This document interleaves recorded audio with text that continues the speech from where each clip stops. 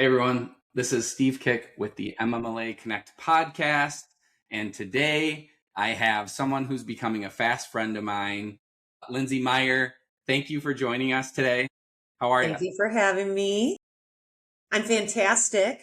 It's cloudy here in Chicago, but a lot of things on the horizon that are shining bright. So how are you, Steve? I love that mindset for sure. I feel the same way. It's overcast here in Michigan. So the weather isn't the greatest, but the company is well received. So I'm glad to have you on and excited to share you with our listeners today and your story. So kind of getting into it, Let's go. why don't we talk about where you've gone in your career and where it started and what you've been in mortgage and kind of the background that's brought you to where you are right now. Sure thing. Well, how many people are part of the industry through family, through friends, generationally? I fall under that category. Do you have connections generation? Yeah? Oh yeah. Well, not generationally. I would say the guy that one of my best friends and someone I was living with was, got into mortgage and he was like, this is something you should do. We both worked at the credit union. Yeah. He was in secondary and I also knew a loan officer who, basically one day showed me his paycheck and I was at the time an What MSI. year was that, Steve? No. That was a long time ago. That was probably 2010-ish. Yeah.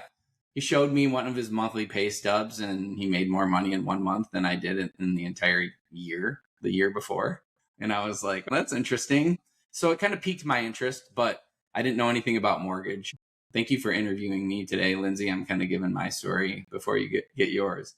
Well, But we have a I did commonality. have I did It's have pretty cool. insiders, and my best friend, he got into secondary, the stuff that's still way above my head. But I also had him to rely on as I became a mortgage loan officer, so that was something super helpful for me.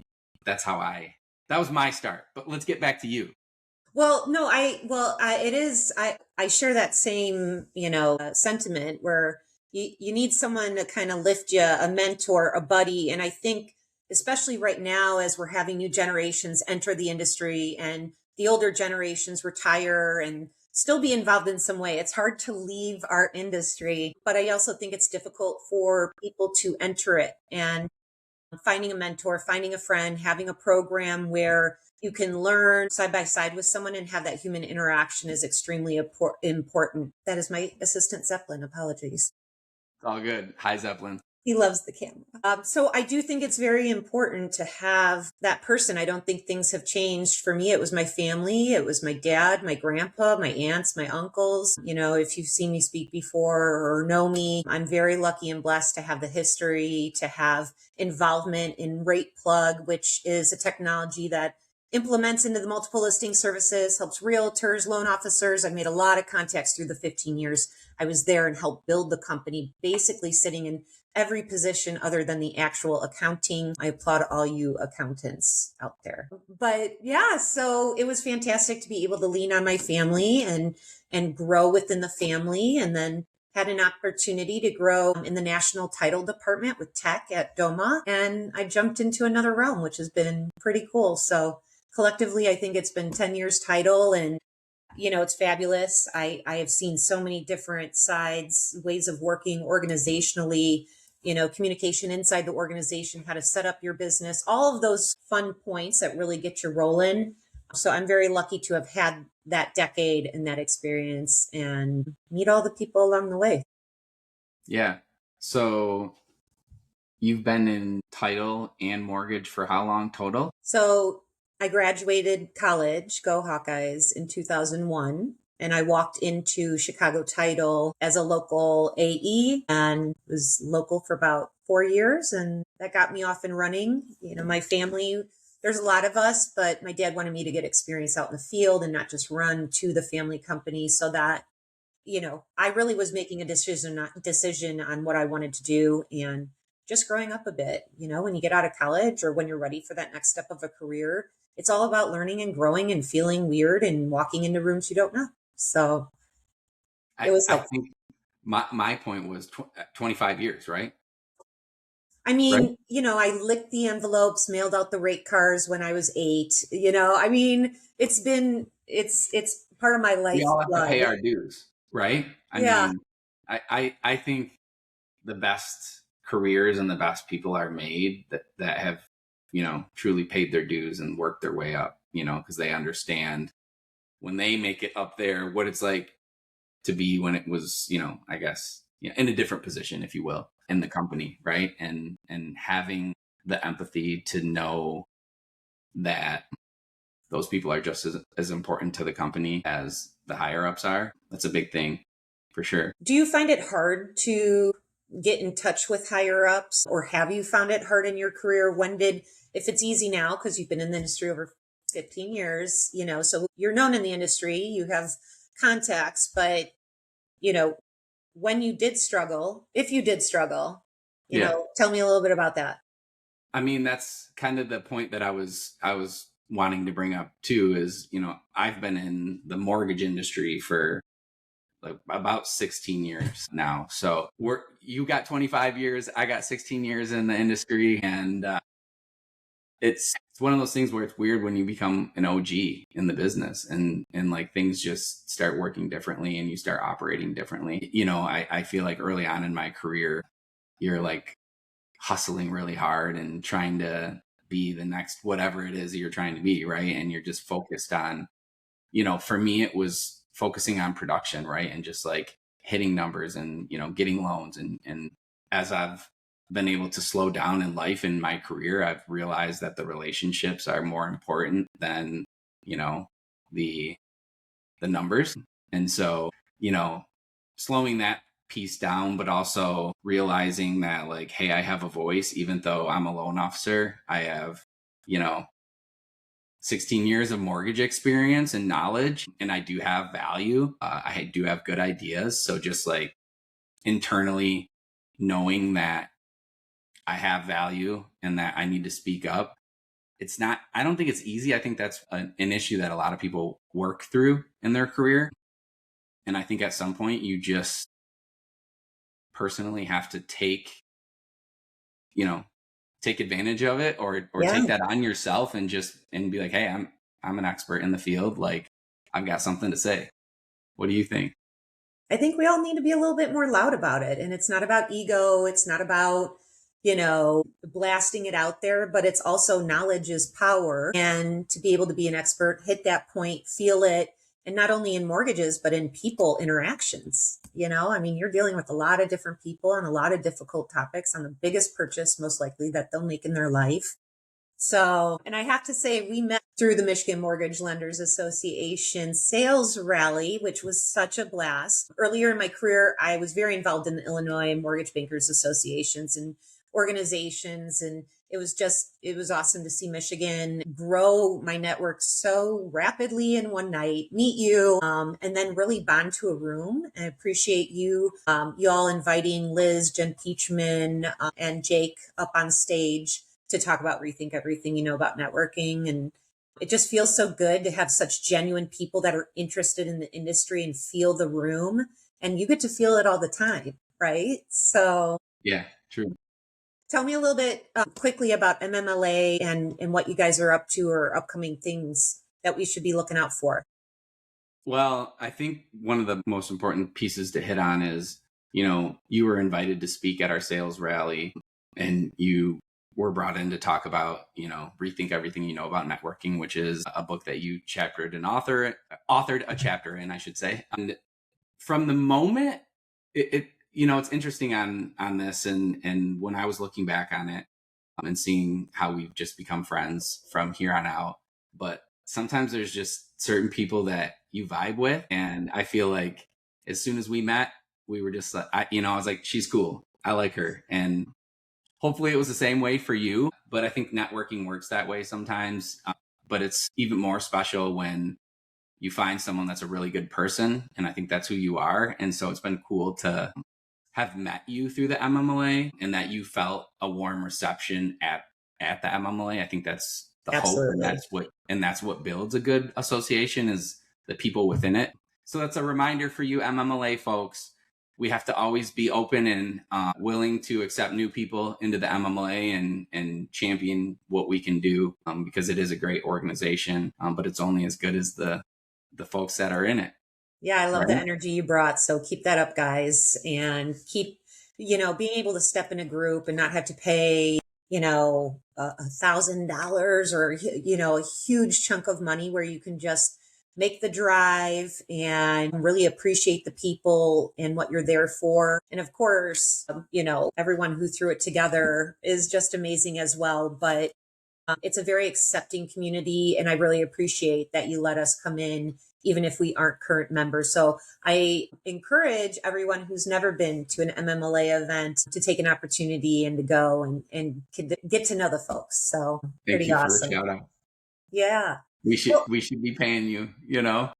well, I'm not going to say something I don't mean. And, you can ask Liz, you can ask Peachman, you can ask Jake Vermillion about the experience. And it's not only, getting to know and connecting with the room, but it's connecting with all my authors and also the masterminds of their own skills and being able to be on stage. And you and I were having a quick chat before we hit record about, hey, is it easier to be on stage or is it easier to be behind a camera?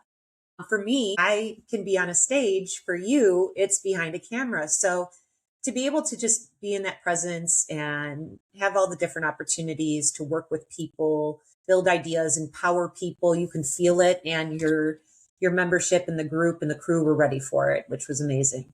So Yeah. And, I think it ties together too that we brought you here for networking, right? Like to talk about networking, and you're on stage with other really amazing networkers and people, because I think the best networkers are the best people, truthfully, yeah, because they care. I think networking does so many things for an individual and for a business, in so many ways beyond just the dollars and cents of, can I get a deal from someone, or, can I get business with them? The beer girl hipster is, I don't know, you just have that energy where you can go in there and make buddies with everybody in the room, and you've got that great energy. So thanks. we really appreciated that. It's not always easy, walking into the Ohio Mortgage Bankers Association, not knowing anyone, pulling open that door and looking to my right and then seeing Matt Gallant from the MBA, who's a good friend and also an author. That's what made the moment special. Opening the door, even though I was a little nervous, even though it was colder than I expected and had to wear the same jacket twice, whatever it may be. I think just making it happen and walking in and being yourself, that's a genuine way to be. You're not going to be best friends with everybody. And I've really been reading into the philosophy of, like, you have B friends, you have A friends, you have C friends, and it's okay to have professional friends that you categorize as well. And for me, I just feel comfortable when people are real. I still run into situations where someone might avoid you and you've had a conversation with them the day before, or you feel a little lost in the room. That still happens, but I'm 43 with practice. And the more you put yourself out there, the more you're going to feel your own flow. And once again, lean on people. We had great conversations. I got to meet people through our connection. And I think networking, it's not my favorite word. It's a little harsh, but it's interaction, getting to know people, and it's like an interview, and just have fun with it. It's okay if someone's not your favorite flavor of ice cream. That's okay. For sure. Yeah. But that comes with experience, right? I mean, I think, at least from a personal perspective, I wanted to be everyone's best friend early on, right? When I didn't really have my own sense of self. So it was just like, going hard and probably trying to put energy into relationships that didn't deserve it. Yeah. Like I've been a part of the MMLA for over 10 years now. I started going to events, early on, but it was, one event here and there, just because of something I enjoyed or whatever. But then as I started to get more invested in the MMLA, the networking opportunities were more, and I had opportunities to practice more and more of being better at it, right?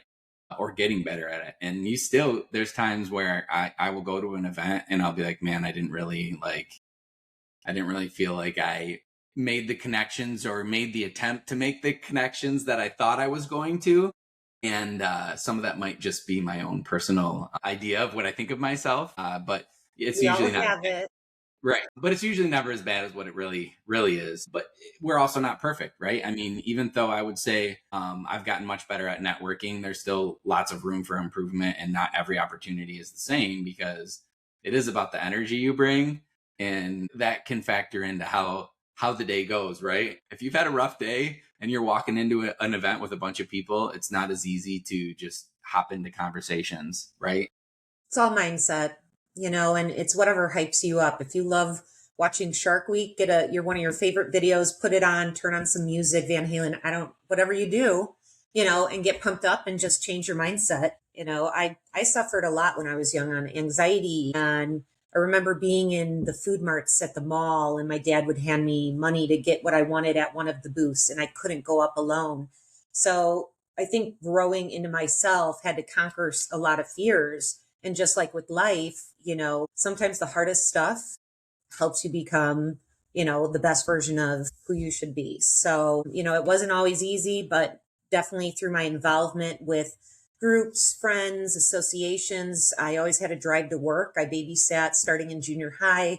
I had a group of families in the community. I was just laughing with Michael Hammond and saying, if I told everybody what I've really done, owned a baby gear business and rented out in Chicagoland as one of the first people for a company called Baby Quip. There's so many cool things. Life brings you so many opportunities. When we look at resumes, okay, great, you've been somewhere 20 years. I applaud you. That's amazing. I think we all want something like that. But if I look at someone, with a history where you can see I've been around a few different companies. Welcome to the mortgage industry. And I really think having that experience, seeing different sides and perspectives, and taking the time to really get to know the people on the other side, it helps. It helps with different perspectives and growth. And I'm all about growth, and I'm committed to learning and all the things. So it's constantly a work in progress. And I feel like I'm learning more now than I ever have before. And those aha moments you mentioned, like, wow, I'm a subject matter expert now, owning that and being able to help other people is truly important. And I see you doing the same in your community as well. Yeah, I love that. Something you had mentioned earlier that I wanted to touch on, about the fact that now we're kind of like these OGs of the industry, but also I feel like we're kind of in that, like we're similar age. I'm 40. You said you're 43. I think we're in that middle ground, right? Where we see there's a lot of people who are retiring or nearing retirement age in our industry. And there's enough young people coming into the industry that I do see that are trying to make a difference. And I think it's super important that we collaborate together and we bring the old ways and the old knowledge in with the new generations. Because I do think that a lot of times in our industry, the mindset can be, well, we've done it this way forever, so we're going to keep doing it. Or, when these new fresh ideas come along, I do think that there's a lot of change that's going to be happening in our industry. And I just hope that, we can do a good job of navigating that, and also, getting the knowledge that exists from all of these great people who have been in our industry and are about to exit. There's a big information and knowledge, I think, transfer that needs to happen, and I think that's going on right now. Yeah. But it's super important that, like, we bring up the next generation and we do it the right way. We teach them the right way to do things. What do you think? Yeah. About the newbies coming in? I'm excited. I mean, I try to seek out the newbies because it's fun to have a conversation, and sometimes they know more about topics or what's cutting edge than I do. There's always knowledge to share, and they're figuring out, just like we are in our lives, what they really want to do, what they're going to find passion with, and what they can do with that. So I think that allowing these younger / and or newbies, no matter, you could be 43 and joining the industry, welcome. Yeah.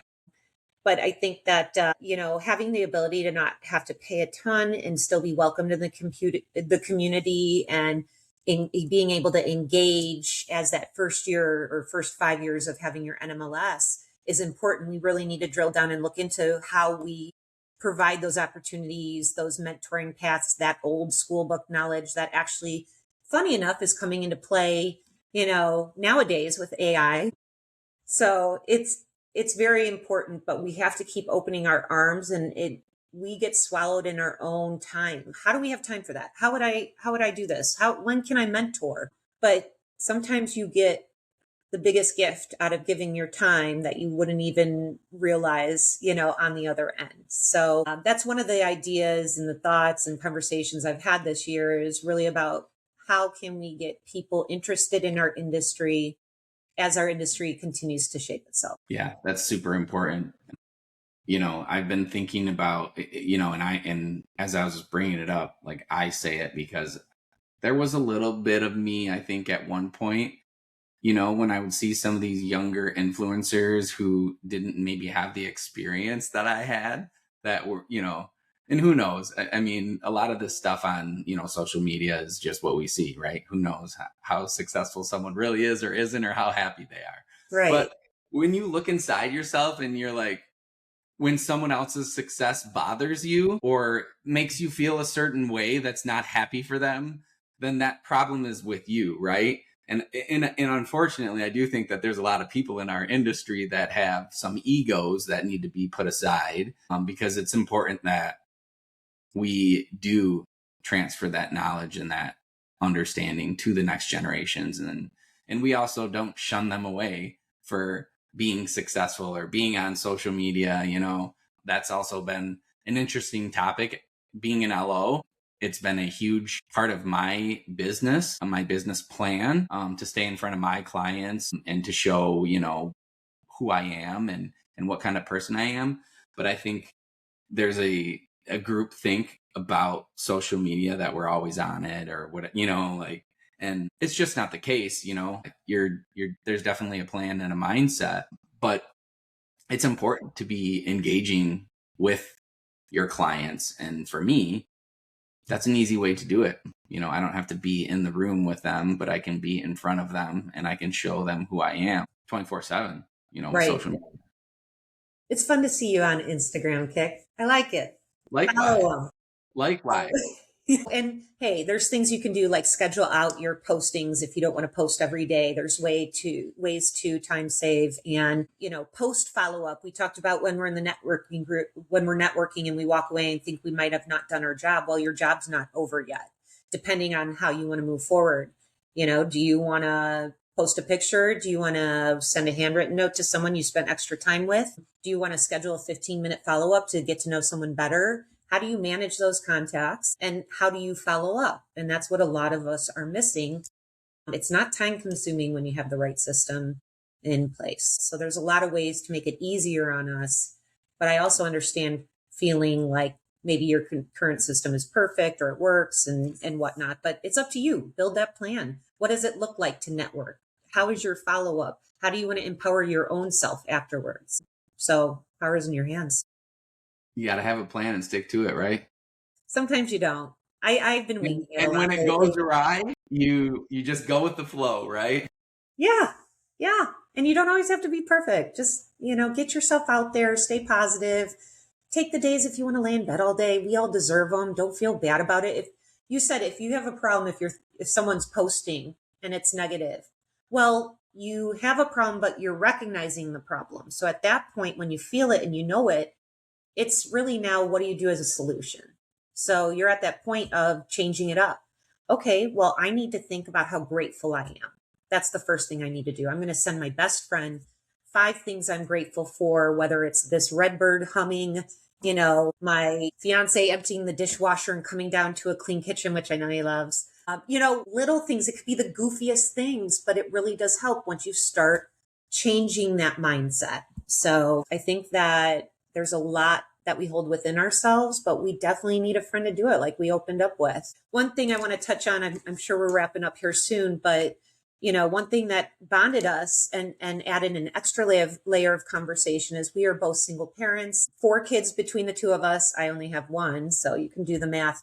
And I get to see Steve with his family, what he's doing with the community, but there's a balance. And it doesn't mean you have to be divorced or you're not married. It could be people that just feel alone in their own duties of raising the family and growing a business. So we both talked a little bit before on how we wanted to just share some tips of the trade. If you're feeling like you're in that spot, we're both in the process of managing it. I'm sure, Steve, you can say you're open to tips, but kick it off, like literally kick it off. What are you going to say? Well, I mean, for me, co-parenting, I'm at a point where it's never perfect, right? But I'm in a groove. I have, 3 kids with 2 women, my ex, 2 kids with my ex-wife and 1 with my ex-girlfriend from before my ex-wife. And so, it adds a little bit even more into the mix of, managing my household and then also, managing 2 other households and schedules and all of that. But at the end of the day, for me, it just comes from wanting to support my children and make a great environment for them and myself and for their parents, for their mothers.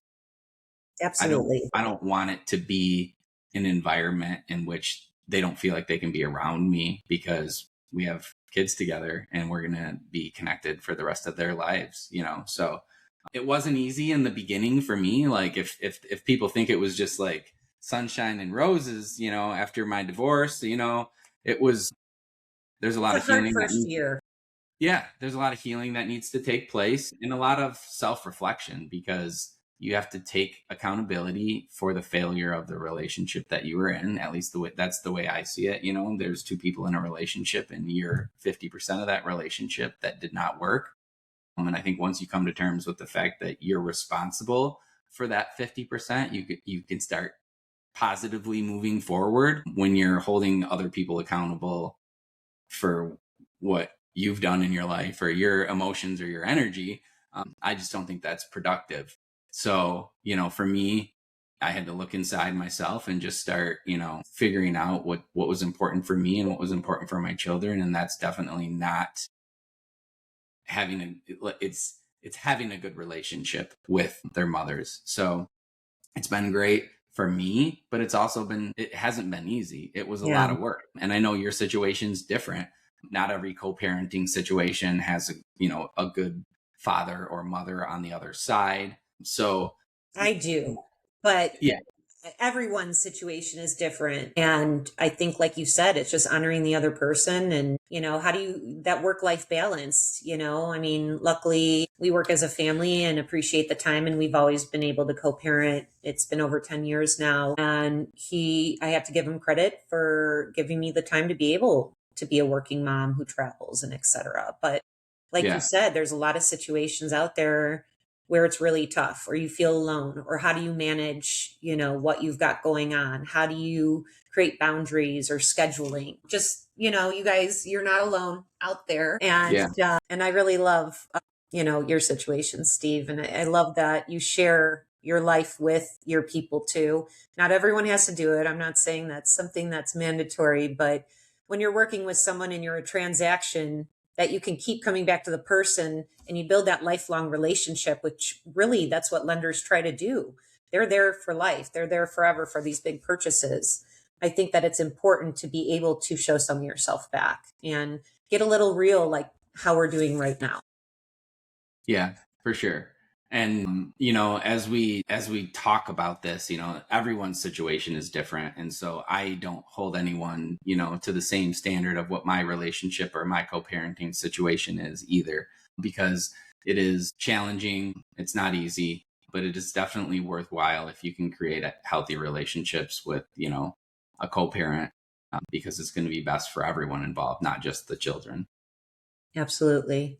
Absolutely. I have brought my daughter to a conference or 2. Have you ever brought your kids to any of the events in the industry? I've brought them to some events. They're not a marketing ploy, but they're definitely, I would say, I Part of want to my show them. This is they're a what we part of my do all team, and day. we just had an event where we invited real estate agents and their families, and it was important for me to bring my children with me because they're such a big part of my family. So yeah, I mean, they're a part of it as much as they can be. I'm actually, my son's 14 years old and he's going to be a sophomore. I'm trying to get him to play in a golf outing with me on Friday. So it's kind of weird when when your kids get to that age. He's going to be taking driver's training this summer, so it's a But little what a surreal. great way to show him networking.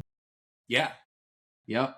And my daughter was just in my office for a very interesting interaction with a client. It wasn't a positive situation, but in reality, it was a positive situation for her to see how I dealt with that person.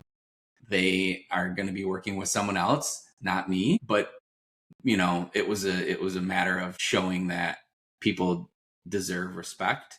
And if you don't get that in a relationship or a business relationship or whatever it is, then you can walk away from that relationship. So it was actually, it was important for her to see that. She's 7 years old, but she's learning life lessons in the mortgage office. So Absolutely. That's how I yeah, did it. Do it, keep yeah, doing it. for sure. What about your advice, Lindsey, as far as, the co-parenting situation? What are your number one tips and tricks? I think have boundaries and appreciate the other person and just know that, you've got this, take it a day at a time. And it's kind of similar. It's making me think back to that guy was successful, or look at that woman posting that win. And it makes me feel like I want something like that. I think that's kind of the same situation. Like you got to look at yourself, and in a way, if you got to think of it as a business partnership, think of it as a business partnership. But I know it's not always easy to do that. I've seen where it's impossible. I've seen very sad situations. I've seen good situations turn bad, bad situations turn good, but I do think it's a community of people that need to know that they're supported, that they're not alone. And I think also when it comes to, if you're going to get divorced or you have a significant other and you're dealing with finances, finding someone, especially like you, that could help, get them through the process would be beneficial. So I think it's just try your best, and not everything's going to work out. And it's okay if your life isn't what you always dreamed. Just take the next step forward and keep pushing through, keep climbing, and finding the happiness in life. Yeah, for sure. I love that. That's the thing, is like, I think so many people think that it's over or whatever when a relationship ends, and there's, or when you reach a certain age, and that's just not true. You just have to have something to look forward to, whether it's small or big, and you just keep putting that next foot in front of the other, and good things always end up happening. You end up making it through whatever difficult situation you're in. Right on. Breath work helps Yeah. for sure. Not to get too deep into this, but yeah, I mean, there's always no matter how dark it seems, it's always worse in our head than what it is in reality. So I do think it's an important topic to talk about. So I'm glad you brought that up. We're not talking so much mortgage today, but real life lessons. And, sometimes that's the important stuff, right? Absolutely. We're threading together. I'm pulling a couple different things together, but I think everyone can see, we enjoy talking to each other. We get to show each other our home decor and compare. Steve is a fantastic guy, even though it's been this year alone. He's a great resource for MMLA, for mentoring. And anytime you want to reach out to me, whoever's out there and wants to chat, please feel free to send me a message on LinkedIn, and happy to do so. But thank you, Steve and MMLA. You guys are amazing, such a blast, and appreciate all you do for all the mortgage bankers out there and in the community, and families as well. Lindsey, I know you're in a little bit of transition period right now in your I career, am. Yeah. and we're so excited for you to figure it out. I know you're still like, you've got options, and that's what we love about you, is we always knew you would have options. So I'm excited to see what happens. But if you need someone to talk to, whether it's just a friend or a business partner, or to toss ideas off, Lindsey is one of the best out there. She has some of the most creative and unique ideas. networking ideas, but also business related. I'm excited to see your career continue to grow, and hopefully for me, to be a participant in that. So I'm going to be cheering you along. But before we go, we always have to leave everyone with something positive. So, Lindsey, leave us with one positive take for our listeners today. Positive take is even when it's raining, the sun can still shine on the other side. One step forward, and if you're in a low spot, try and pull yourself out, even going for a walk. This isn't easy times. We say it all the time. It's never going to be easy. Life is about struggles and hardships, but there's always something to look forward to and always ways to be grateful. So I wish health, happiness for everyone out there listening and everyone else, and be kind. There's always things to look forward to, for sure. You heard it from Lindsey Meyer, the Beer Girl Hipster on Instagram, right? Yes. That's the right handle, right? That is. Follow her, please. She's a beer connoisseur, which I appreciate. I'm probably not as well versed as you, but I do love a good brewski. So, Lindsey, it's been a pleasure. Thank you for giving us your time and your talent, today and also at the sales rally. And I look forward to seeing you around the industry. Likewise. Cheers, buddy. Appreciate the opportunity. Talk soon.